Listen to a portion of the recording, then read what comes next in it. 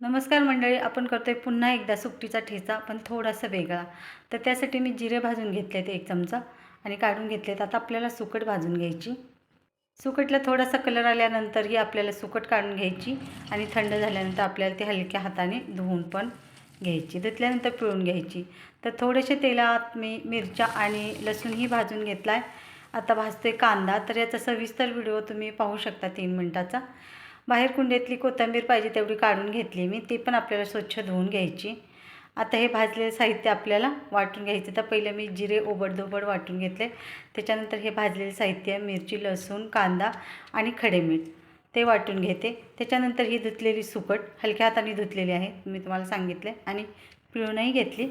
तर तीही आपल्याला फार जास्त बारीक न वाटता थोडीशी ओबडधोबडच वाटून घ्यायची. आणि आता तेलात चांगली 1 ते 1.5 मिनिट चांगली परतून घ्यायची.